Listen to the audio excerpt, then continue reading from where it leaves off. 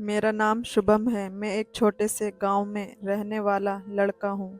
मेरे माता पिता ने बचपन से ही मुझे बहुत प्यार किया क्योंकि मैं उनका एकलौता बेटा था। मेरी दो बहनें थीं जिनकी शादी हो चुकी थी और वह दोनों ही अपनी ससुराल में बहुत ज़्यादा खुश हैं। मैं मुंबई जैसे शहर में जॉब करता था। मेरे माता पिता ने मुझे बहुत पढ़ाया लिखाया। मेरे पिता का कहना था कि मैं अपने बेटे को गांव के लोगों के जैसा अनपढ़ नहीं बनाना चाहता। मेरे पिता गांव में ही खेती बाड़ी किया करते थे और अपनी मेहनत की कमाई से मुझे पाल पोस कर जवान कर दिया था।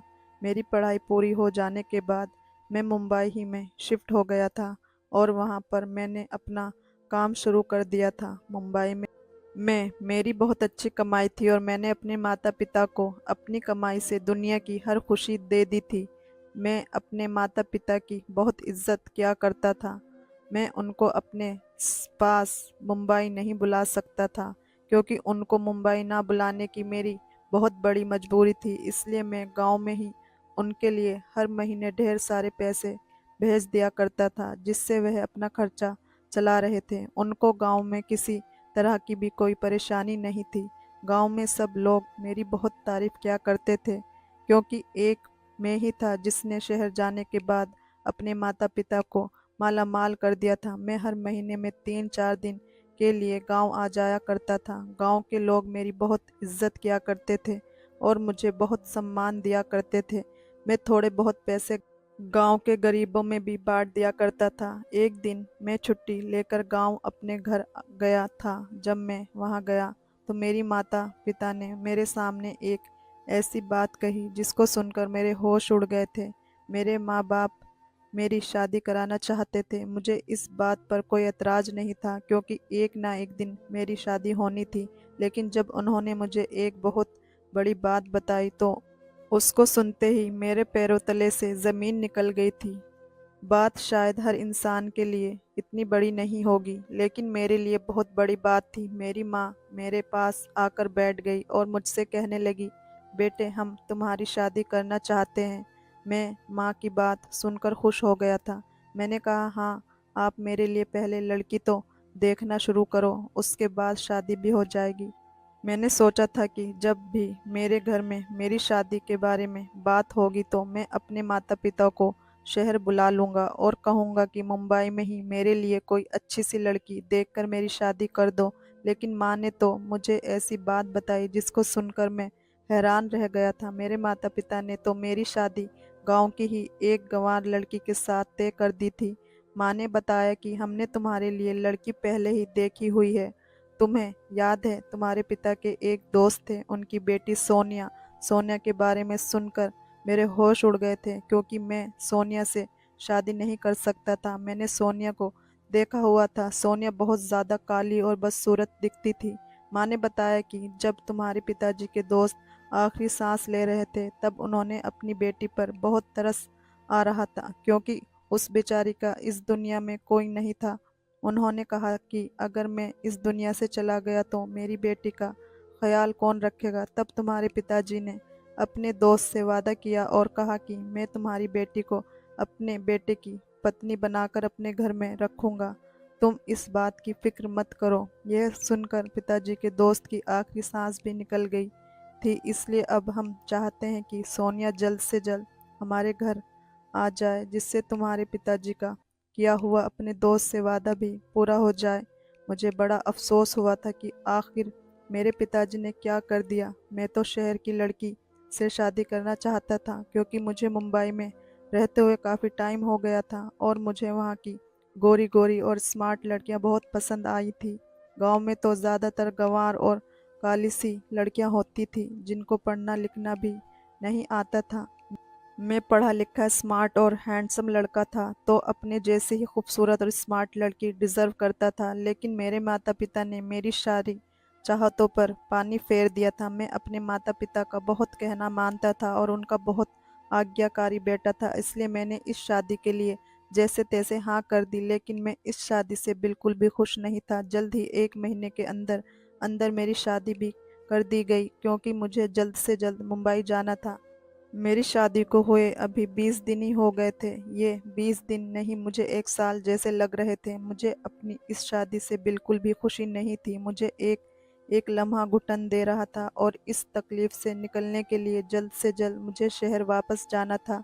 शादी को जैसे ही 20 दिन पूरे हुए, 21वें दिन मैंने अपनी जाने की तैयारी शुरू कर ली थी और मैं सवेरे ही शहर जाने के लिए उठ गया था, क्योंकि अब मेरे पिताजी का अपने स्वर्गीय दोस्त की बेटी से मेरी शादी करने का वादा पूरा हो चुका था। सोनिया मुझसे उम्र में 6 साल बड़ी थी। उसको देखकर मुझे गुस्सा आता रहता था, क्योंकि मैं उस जैसी बदसूरत लड़की को डिज़र्व नहीं करता था। मैंने तो अपने किसी दोस्त को भी शादी में नहीं बुलाया था, क्योंकि मेरे मुंबई के दोस्त मेरा मजाक बनाते।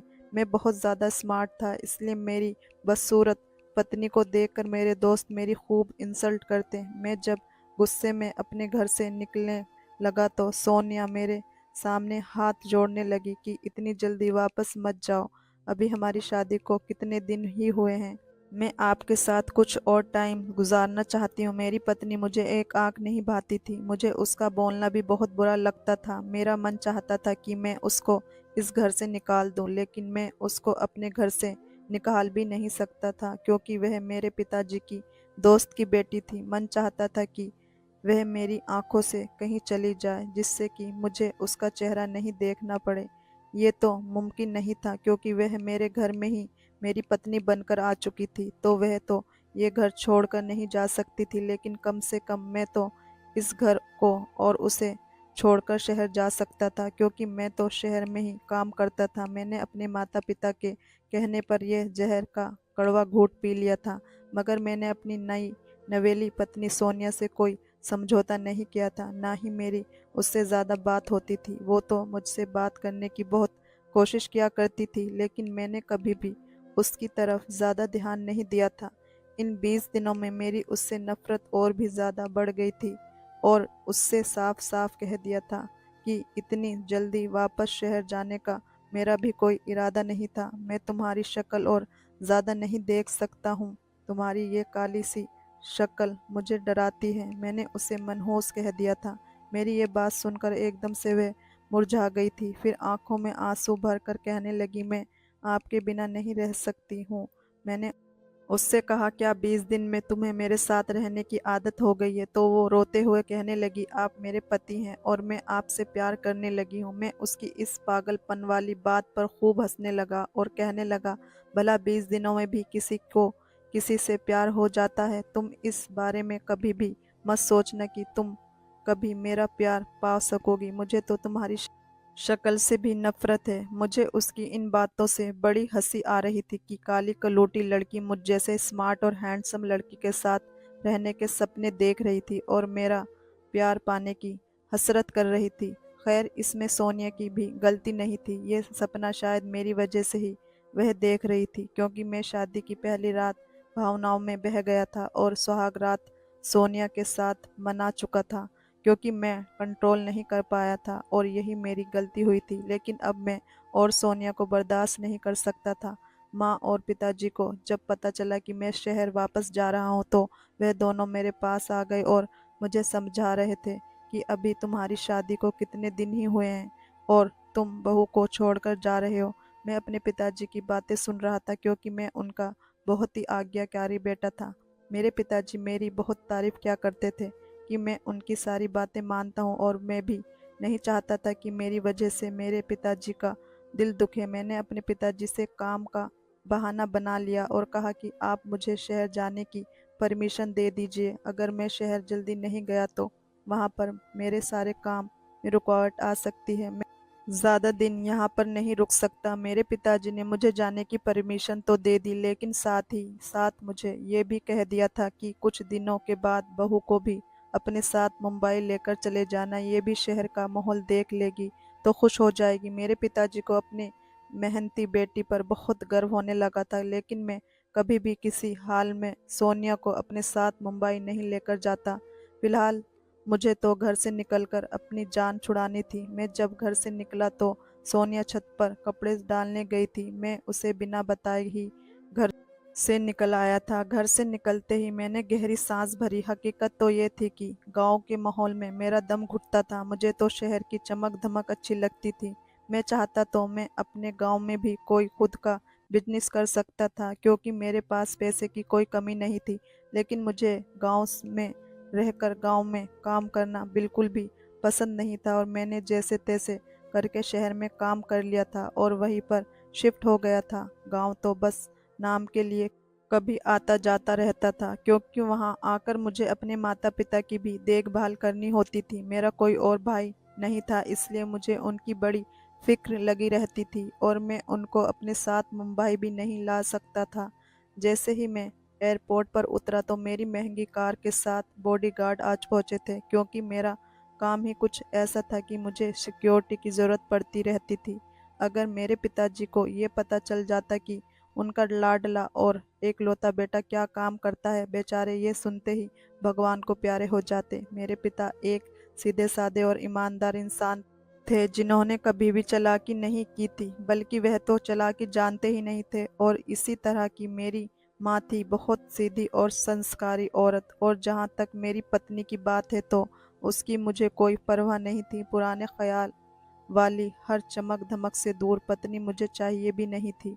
यहाँ शहर में एक से बढ़कर एक खूबसूरत लड़कियों से मेरी फ्रेंडशिप थी, तभी तो सोनिया गांव की काली और अनपढ़ लड़की मुझे एक आंख नहीं भा रही थी।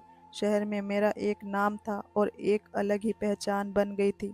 बड़े बड़े ठेके वाले भी मेरे आगे पानी भरते थे, और मेरे इलाके की तरफ कोई स्मगलर तो क्या, पुलिस भी आंख उठाकर नहीं देखती थी। हाँ, मैं एक जाना माना और बहुत बड़ा गुंडा था। यहाँ आने के बाद सोनिया को भूलकर मैं अपने काम में बिजी हो चुका था। मैं अपने नए नए तरीकों से काम करता रहता था। मुंबई में मेरा एक बहुत बड़ा फ्लैट था जिसमें मैं रहता था। एक दिन मैं भैंस बदलकर ऑटो स्टैंड के पास खड़ा था। मुझे वहाँ बहुत सुंदर लड़की दिखाई दी।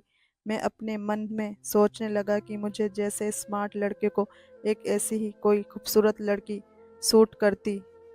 वह लड़की ऑटो वाले को पैसे दे रही थी और थोड़ी परेशान सी लग रही थी। शायद उसके पास छुट्टे नहीं थे, शायद ऊपर वाले ने मुझे एक मौका दिया था उससे बात करने के लिए। मैं वहां गया और उससे कहा कि आप रहने दें, मैं आपके पैसे दे देता हूँ। इतना कहना था कि वो मेरी तरफ देखने लगी और कहने लगी, मैं तुम जैसे लड़कों को अच्छी तरह से जानती हूँ। लड़कियों से बात करने के लिए उनकी मदद करते हो ताकि वे तुम्हारी मदद करने पर इम्प्रेस हो जाएं और तुम्हें उनसे बात करने का बहाना मिल जाए। बस लड़कियों की हेल्प कर दी और उनसे बातचीत करना शुरू कर दो। ये तरीका पुराना हो चुका है। हमारी ये सारी बातें रिक्शे वाला भी खड़ा हुआ सुन रहा था। वह कहने लगी, मैं तुम जैसे लड़कों के सारे तरीके अच्छी तरह से जानती हूँ। मुझे उसकी ये बात बहुत अच्छी लगी थी। मुझे मालूम हो गया था कि ये लड़की मेरे लिए बहुत ही काम की साबित होगी। मेरे सामने एकदम मेरी डरपोक सी पत्नी का चेहरा घूमने लगा था। रिक्शे वाले को पैसे देने के बाद भी उसने मेरी मदद का सहारा नहीं लिया और वह दूसरे रिक्शे में जाकर बैठ गई थी, जबकि मैं पहले ही रिक्शे वाले को पैसे दे चुका था। अगर वह चाहती तो मेरी मदद का सहारा ले सकती थी, लेकिन उसने मेरी कोई मदद नहीं ली। मुझे उसकी ये बात बड़ी पसंद आई थी। अब मैं उस दिन के बाद हर रोज़ कॉलेज के बाहर खड़ा हो जाता। जिस कॉलेज में वह पढ़ती थी, वह रोज़ रिक्शा करके अपने घर को जाती थी और मैं भी उसके पीछे पीछे उसका पीछा करता था। उस लड़की से बात करने का कोई ना कोई बहाना तलाश करता था। अब मैंने अपने खास लोगों को उसकी जासूसी पर लगा रखा था। अगले ही दिन मुझे उसकी सारी इन्फॉर्मेशन मिल चुकी थी।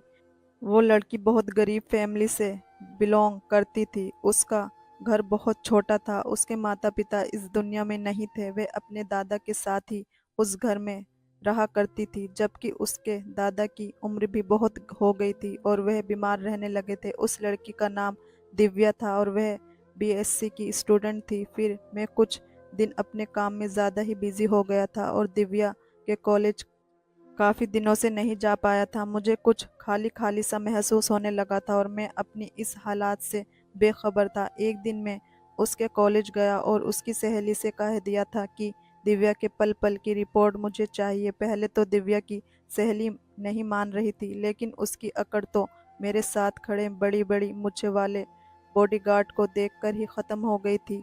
फिर उस लड़की ने मुझसे मेरा नंबर लिया। नंबर देने के बाद मैं वहां से वापस आ गया था, लेकिन ना जाने क्यों मेरे दिल में बार बार दिव्या को देखने का ख्याल आ रहा था। अगले कुछ दिन मेरे बहुत बिजी निकले थे और इस बीच में दिव्या को नहीं देख पाया था, मगर उसका ख्याल बार बार मुझे तंग कर रहा था। और फिर एक दिन अचानक दिव्या की फ्रेंड की कॉल आ गई। उसने बताया कि 2 दिन बाद दिव्या की शादी हो रही है। ये बात सुनते ही मेरा दिल टूट गया था। वो अपनी फ्रेंड को शादी में इनवाइट करने गई थी, तभी उसकी फ्रेंड ने फौरन ही मुझे कॉल करके बता दिया था। मुझे उसकी शादी का अफसोस भी था और बहुत गुस्सा भी आ रहा था। मुझे समझ नहीं आ रहा था कि मैं क्या करूं। तब अचानक मुझे महसूस हुआ कि मैं दिव्या से प्यार करने लगा हूं। मेरे दिल में उसके लिए अजीब सी फीलिंग जाग उठी थी। मुझे अपनी हालत पर बहुत हंसी आ रही थी और फिर मैंने बैठकर सोचा कि क्या करना चाहिए। तभी मेरे दिमाग में ख्याल आया और दिव्या की बारात आने से ठीक पहले मैंने अपने एक आदमी को उसके घर भेजकर दिव्या को उसके घर से उठवा लिया था और दिव्या को अपने फ्लैट के कमरे में बंद कर दिया था और अपने आदमी से कह दिया था कि इस लड़की को किसी भी तरह की कोई परेशानी नहीं होनी चाहिए। उसकी इज्जत की सुरक्षा करना मेरी जिम्मेदारी थी और मैं दिव्या पर आज भी नहीं आने देना चाहता था। मेरा दिल दिव्या को देखने के लिए तड़प रहा था। 3 दिन और 3 रात अपने घर पर दिव्या को सुरक्षित रखकर उसको घर पहुंचा दिया गया। उसको ये खबर नहीं होने दी थी कि उसका किडनैप किसने करवाया है। वो जिस तरह से मेरे घर आई थी उसी तरह से वापस उसको उसके घर भेज दिया गया था। वह इस सब से अनजान थी कि उसके साथ ये सब किसने किया है। दिव्या के मंगेतर ने उससे रिश्ता तोड़ दिया था। अब मुझे आगे करना था कि दिव्या के दिल में अपने लिए जगह बनानी थी। मैं हर काम बड़ी प्लानिंग से कर रहा था। ये तो वैसे भी मेरी पुरानी आदत थी, तभी तो आज तक मुझे पुलिस ने कभी अरेस्ट नहीं किया था। पुलिस को मुझ पर शक तो रहता था, मगर वह मेरे खिलाफ कभी सबूत ढूंढने में कामयाब नहीं रही थी। एक दिन मैं दिव्या के घर के पास जाकर खड़ा हो गया था। मैंने बड़ी चालाकी से दिव्या के दादा से बातचीत करनी शुरू कर दी थी। मैंने अक्सर देखा था कि वह शाम के टाइम पर घर से बाहर हवा खाने के लिए निकलते हैं और वह हाथ में छड़ी लेकर चला करते थे। वे बहुत सीधे साधे आदमी थे, उनको आंखों से ठीक नहीं दिखता था। मैंने उनसे बातचीत शुरू की और उसके बाद मैंने उनको बाहर सड़क तक लेकर टहलाने के लिए चला जाता था। उनसे बातचीत करना मेरे लिए कोई मुश्किल काम नहीं था। जब मेरी दीप्ति के दादा से अच्छी जान पहचान हो गई और वह रोज़ जब भी घर से बाहर निकलते तो मैं उनकी मदद किया करता था, उनको बाहर टहलाता। वो मुझे बेटा बेटा कहकर पुकारने लगे थे और मेरी तरफ से बड़ा खुश रहते थे। कहते थे, आजकल कोई भी जवान किसी बूढ़े इंसान की मदद नहीं करता। तुम रोज़ मेरा हाथ पकड़कर मेरी टहलने में मदद करते हो। इसका मतलब वह मुझसे अच्छे से इम्प्रेस हो गए थे। एक दिन मैं दीप्ति के दादाजी को टहलाने के लिए पार्क तक ले गया था। वहां जाकर उन्होंने बहुत अच्छा लगा था और वहां पर हम दोनों के बीच बहुत सारी बातें हुई थी। उन्होंने मुझे बातों ही बातों में बताया था कि उनकी पोती दिव्या, जिसको वो काफी सालों से पाल रहे थे, उसके माता पिता एक एक्सीडेंट में मर गए थे। उन्होंने बड़ी उम्मीद के साथ अपनी पोती की शादी तय कर दी थी, लेकिन ना जाने किस तरह से दिव्या गायब हो गई और जब 3 दिन के बाद दिव्या वापस आई तो उसे कुछ याद नहीं था। उन्होंने बताया कि मैं तो बूढ़ा आदमी हूँ, मैं किस तरह से अपनी पोती का और अपना खर्चा उठा सकता हूँ। मैं तो कमाई भी नहीं कर सकता क्योंकि मैं बूढ़ा हो चुका हूँ। मेरी पोती का मंगेतर ही घर के सारे खर्चे किया करता था। घर का चूल्हा उस लड़के की वजह से ही जलता था। अब तो हमारी भूखे रहने की नौबत आ गई है। उस लड़के ने मेरी बेटी से रिश्ता तोड़ दिया है। मुझे दिव्या के दादा की बात अच्छी तरह समझ आ गई थी। अब मैं उनको और भी ज़्यादा इम्प्रेस कर सकता था। मैंने दिव्या के घर पर राशन का सामान डलवा दिया। दिव्या के दादा बहुत मना कर रहे थे, लेकिन फिर भी मैंने उनके घर में हर ज़रूरत की चीज़ मौजूद कर दी। मैंने उनसे कहा कि मैं भी आपके पोते जैसा ही हूँ। मैंने उनकी मदद इसलिए भी की थी कि मुझे दिव्या के घर जाकर उसके करीब जाने की कोशिश करनी थी। मैं दिव्या के घर पर खूब पैसा लुटा रहा था। दिव्या मुझे अपने घर में देखकर पहचान गई थी कि मैं वही लड़का हूँ जिसने एक दिन रिक्शे वाले को पैसे दिए थे। मैं पीछे हटने वालों में से नहीं था। मैंने दिव्या के घर की पूरी जिम्मेदारी अपने कांधों पर ले ली थी। कभी उसके बूढ़े दादा को डॉक्टर के पास ले जाता तो कभी उसके घर ज़रूरी सामान देने चला जाता था। मेरी इसी मेहरबानी की वजह से दिव्या मुझसे इम्प्रेस हो गई थी और उसने पहले जो मुझे भी गलत समझा था उससे बात पर उसने मुझसे माफ़ी मांग ली थी। मैंने कहा कि इंसान को कभी कभी गलतफहमी हो जाती है, कोई बात नहीं, तुम्हें माफ़ी मांगने की कोई ज़रूरत नहीं है। उस दिन के बाद मैं जब भी उसके घर जाता तो वह मेरे लिए खुद अपने हाथों से नाश्ता बना कर ले आती थी। इस तरह धीरे धीरे हम दोनों के बीच फ्रेंडशिप हो गई थी। कभी कभी हम दोनों बाहर घूमने भी चले जाया करते थे। कभी कभी रेस्टोरेंट में मैं उसे खाना भी खिला दिया करता था और साथ में मूवी भी देखते थे और खूब सारी शॉपिंग भी कराता था और महंगी महंगी ड्रेस और उनके साथ मैचिंग ज्वेलरी और सैंडल भी दिलाता था। मैंने दीप्ति को इम्प्रेस करने के लिए और उसके दिल में जगह बनाने के लिए हर मुमकिन कोशिश कर डाली थी, लेकिन मेरी मेहनत रंग लेकर आ गई थी। दिव्या भी धीरे धीरे मुझसे प्यार करने लगी थी, लेकिन आज तक दिव्या को मेरी सच्चाई के बारे में पता नहीं चला था। दिव्या को खुश रखने से मेरे दिल को भी सुकून मिलता था। दिव्या की खूबसूरती का मैं दीवाना हो चुका था। मैंने उसको जितने भी महंगे कपड़े और ज्वेलरी खरीद कर दिए थे, उनको पहनने के बाद उसकी खूबसूरती और भी ज़्यादा निखर कर आती थी। अब दिव्या भी मेरे प्यार में पागल होने लगी थी और मैंने उससे अपनी मोहब्बत का इजहार कर दिया। और वह दिन मेरी ज़िंदगी का सबसे खूबसूरत दिन था जब मैंने दिव्या के दादा से उसका रिश्ता मांगा था। और दिव्या के दादा को भी इस रिश्ते से कोई एतराज़ नहीं था, बल्कि वो तो खुशी से पागल हो गए थे। दिव्या ने भी हाँ कर दी थी, मगर ना जाने कहाँ से दिव्या को मेरी पहली शादी के बारे में पता चल गया था, जबकि मैंने आज तक मुंबई आने के बाद किसी को भी ये बात नहीं बताई थी कि मैं शादीशुदा हूँ और मेरी शादी सोनिया के साथ गांव में हो चुकी है। दिव्या को जब इस बात के बारे में पता चला तो वो रोती रहती थी। उसके आंसू देखकर मेरा दिल भी बहुत दुखता था। मैंने उससे हर तरह से भरोसा दिलाया कि मेरी पत्नी सोनिया हमारे रास्ते का कांटा कभी नहीं बनेगी। मैं तो अपनी पत्नी को देखना भी पसंद नहीं करता था और वह सीधी सादी लड़की है, वह गांव में ही रहेगी और हम शहर में रहेंगे। मगर दिव्या किसी भी तरह नहीं मानी और फिर दिव्या ने मेरे आगे शर्त रखी कि मैं जब तक सोनिया को तलाक नहीं दूंगा तब तक वह मुझसे शादी नहीं करेगी। मैंने उससे बताया कि मैं सोनिया को नहीं छोड़ सकता, क्योंकि अगर मैंने उसको छोड़ दिया तो मेरे माता पिता मर जाएंगे। तो फिर दिव्या ने मुझसे कहा, तुम कुछ ऐसा करो जिससे खुद तुम्हारी पत्नी तंग आकर तुम्हारा घर छोड़कर चली जाए। मुझे उसकी ये बात पसंद आई। मजबूरन मुझे शहर से सब कुछ छोड़ छाड़ कर दोबारा गांव जाना पड़ गया था। माँ, पिताजी और सोनिया मेरे घर आने पर बहुत खुश हो गए थे, लेकिन मेरा बिहेवियर सोनिया के साथ बहुत ही गुस्से वाला रहता था। बात बात पर मैं उसकी इंसल्ट करता, उसे ताने देता रहता, मगर वह मेरी किसी भी बात का पलटकर जवाब नहीं देती थी, बस खामोशी से आंसू बहाती रहती थी। उसकी बदसूरती सी शक्ल मुझे और भी ज़्यादा गुस्सा दिलाती थी। मैं अपने दिल में यही सोचता था कि कहाँ दिव्या जैसी गोरी और खूबसूरत लड़की और कहाँ ये बदसूरत सोनिया। मैं सोनिया को उसके काले रंग की वजह से काफ़ी सारी बातें सुना दिया करता था। उससे कहता था कि तुम्हारी काली शक्ल ने मेरी किस्मत को भी काला कर दिया है।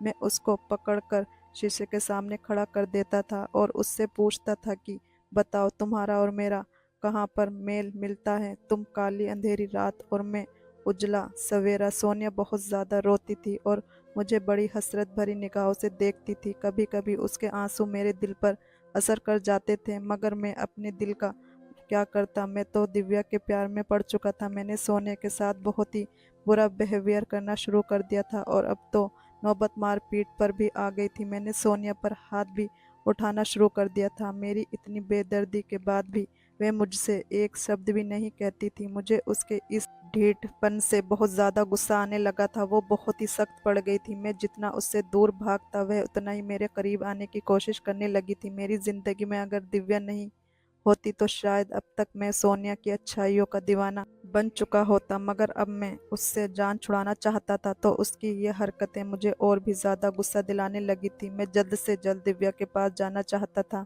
उसका खूबसूरत प्यारा सा चेहरा मेरी आंखों में घूमता रहता था। गांव आए मुझे 1 महीना हो चुका था और इससे मेरे बिजनेस पर भी बहुत बुरा असर पड़ रहा था। मैं दिव्या के साथ मोबाइल पर बराबर कांटेक्ट में रहता था। मैं उस समझाता था कि थोड़ा सब्र और कर लो और सारे हालात उसको बताता रहता था। ये भी बताया करता था कि सोनिया किसी भी तरह मुझसे रिश्ता ख़त्म नहीं करेगी। वो मेरी मार पिटाई, डांट, बुरी बुरी बातें सब कुछ बर्दाश्त करती रहती है। और फिर दिव्या ने मुझे एक ऐसा आइडिया दिया जिसे सुनकर मेरे होश उड़ गए थे। दिव्या ने मुझसे कहा कि तुम अपनी पत्नी को जहर दे दो। एक पल के लिए मेरा दिल यह बात सुनकर डर गया था, मगर इसके सिवा मेरे पास कोई दूसरा चारा नहीं था।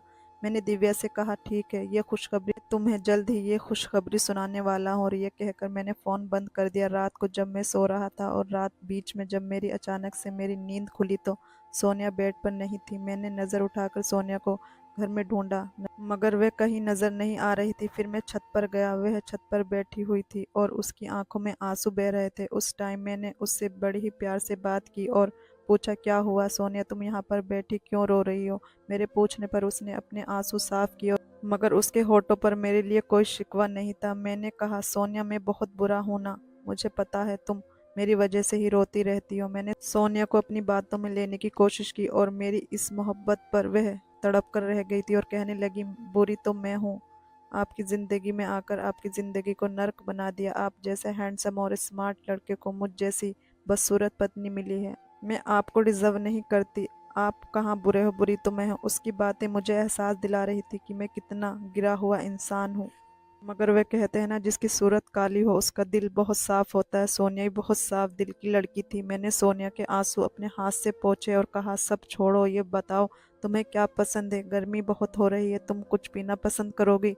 सोनिया ने साफ इनकार कर दिया कि उसे कुछ नहीं पीना। मैंने कहा, अरे क्यों नहीं पीना? जब मैं अपने हाथ से तुम्हारे लिए कुछ बनाऊंगा तो तुम नहीं पियोगी क्या? तो वो मेरी बात सुनकर मुस्कुराने लगी। मैंने उससे कहा, चलो तो कल सुबह मैं तुम्हें अपने हाथ से ऑरेंज जूस बनाकर पिलाऊंगा। एक पल को मेरा दिल तो चाहा कि समय यहीं ठहर जाए और मुझे इस मासूम लड़की की जान ना लेनी पड़े, मगर फिर मेरी नज़रों के सामने दिव्या का चेहरा आ गया था। मैं दिव्या के बिना नहीं रह सकता था और दिव्या को पाने के लिए मुझे ये कड़वा घूंट पीना ही था। कुछ देर हम दोनों छत पर इसी तरह बैठ बातें करते रहे। उसके बाद मैंने सोनिया से कहा, चलो अब हम दोनों नीचे चलते हैं और अब सोने की कोशिश करो, फिर सुबह हो जाएगी, तुम्हें घर के काम भी देखने होते हैं। मेरा इतना अच्छा बिहेवियर देखने के बाद सोनिया बहुत खुश हो गई थी। अगली सुबह मैंने सोनिया के उठने से पहले ही उसके लिए ऑरेंज जूस बना लिया था। जहर तो मैंने अपने पास पहले ही लाकर रख लिया था और ऑरेंज जूस के अंदर जहर मिला लिया। जैसे ही मैं ट्रे में ऑरेंज जूस का गिलास लेकर कमरे में गया तो मुझे सोनिया की मासूम शक्ल देखकर उस पर बहुत तरस आ रहा था। मैं पसीने से भीग चुका था और मेरा शरीर बुरी तरह से काँप रहा था। मैंने सोनिया को जगाया और उससे कहा, देखो मैंने तुम्हारे लिए ऑरेंज जूस बनाया है। वह भी अपने हाथ से। आँख खुलते ही जब सोनिया ने मेरा इतना अच्छा बिहेवियर देखा तो वह बहुत ज़्यादा खुश हो गई थी। सोनिया के साथ मैंने जब ऑरेंज जूस का गिलास दिया तो मेरे हाथ कपकपा रहे थे। मैंने उससे झूठी मोहब्बत जताई और कहा कि ये पी लो। उसने मेरे सामने ही जूस का गिलास पी लिया तो मुझे विश्वास हो गया कि इतना जहरीला जूस पीने से ये मर जाएगी। तो मैं भी वहाँ से उठ गया। मेरा सामान तो पहले से ही पैक था। मैंने सोनिया को बाय बोला और खुशी खुशी शहर के सफ़र के लिए निकल पड़ा। उस दिन सोनिया मेरा इतना अच्छा बिहेवियर देखकर बहुत ज़्यादा खुश हुई थी। ऐसा लग रहा था जैसे न जाने वह कब से इस खुशी के लिए तरस रही थी। मैं बहुत रिलैक्स था। खुशियों के बीच जो सबसे बड़ा कांटा था वह अब निकल जाएगा, मगर न जाने क्यों जैसे तैसे मैं शहर की तरफ बढ़ रहा था। मेरा दिल बहुत ज़्यादा घबराने लगा था। मैंने दिव्या को कॉल करके अपने आने के बारे में नहीं बताया था क्योंकि मैं उसको घर पहुंचकर सरप्राइज़ देना चाहता था। दरवाजे की चाबी मेरे पास ही मौजूद थी क्योंकि मैंने दिव्या और उसके को अपने फ्लैट में ही रहने के लिए रख लिया था। मैंने अपने फ्लैट पर पहुंचकर जैसे ही चुपके से दरवाज़ा खोला तो मैं घर के अंदर चला गया। लेकिन यह क्या, मुझे बड़ा अजीब सा एहसास हुआ। तभी मैंने दिव्या को देखा। वह कमरे से निकल बाहर आ गई थी और ब्लैक कलर की साड़ी पहनी हुई बहुत ज़्यादा खूबसूरत लग रही थी। ब्लैक कलर की साड़ी उसके गोरे शरीर पर बहुत जच रही थी और दिव्या के हाथ में ट्रे थी। वह मुझे देखकर मुझसे कहने लगी, आज हमारे रास्ते का कांटा हट चुका है। आज तो बहुत खुशी का दिन है और इसी खुशी में मैंने अपने हाथ से खीर बनाई है। लेकिन मैं उसकी खुशी देखकर सोच में पड़ गया था। जब से मैंने उसे फ़ोन किया था कि मैंने ऑरेंज जूस में जहर मिलाकर सोनिया को दे दिया है, तभी से ये तैयारियों में लगी हुई थी और खुशियां मना रही थी। उसने कहा, मेरी तरफ से तो मुंह मीठा करो। मुझे खीर की प्याली देखकर अजीब सा महसूस हो रहा था, मगर दिव्या के बार बार कहने पर मैंने थोड़ी सी खीर खा ली थी। वो मुस्कुराती हुई कमरे में चली गई। जब उसे काफ़ी देर हो गई और वह कमरे से बाहर नहीं आई तो मैं उसे देखने के लिए कमरे की तरफ चला गया था और मैंने दरवाजे के अंदर झांक कर देखा तो मेरे पैरों तले से ज़मीन निकल गई थी। कमरे के अंदर से किसी लड़के की बोलने की आवाज़ आ रही थी। दिव्या उस लड़के के पास बैठी हुई कह रही थी, अविनाश आप चिंता मत करो, मैंने शुभम का पक्का इंतजाम कर दिया है। खीर के प्याले में जहर मिलाकर उसे खिला दिया है और आज पुराना बदला भी ले लिया है। वो गुंडा क्या समझता है अपने आप को कि मुझे खबर नहीं होगी? मेरा मुजरिम कौन था? मुझे किसने मेरी शादी की रात किडनैप किया था? मेरा मुजरिम शुभम ही है। मेरी फ्रेंड ने मुझे शुभम के बारे में सारी सच्चाई बता दी थी। मेरी शादी की रात उसने ही मुझे किडनैप करवाया था और उसने ही मेरी फ्रेंड से मेरी सारी इन्फॉर्मेशन ली थी। वह तो भगवान की कृपा है जो अविनाश आपने मेरा साथ दिया और मुझ पर विश्वास किया। मैं सिर्फ आपसे ही प्यार करती हूँ और हमेशा ही करती रहूंगी। मैं दरवाजे पर खड़ा हुआ ये सारी बातें सुन रहा था। ये सारी बातें सुनकर मेरे पैरों तले से जमीन निकल गई थी। मैं दबे पांव वहां से निकल आया था और तभी अचानक मेरे घर से मेरे पिताजी का फोन आ गया।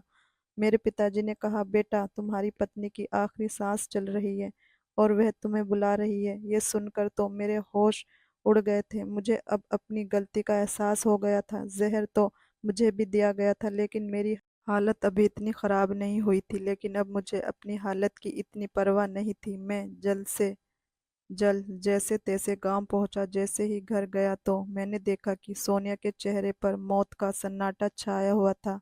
उसकी मुस्कुराहट देखकर मेरा शरीर कांप उठा था और फिर अचानक ही वह मेरे पैर पकड़कर कहने लगी, आप मुझे माफ कर दो।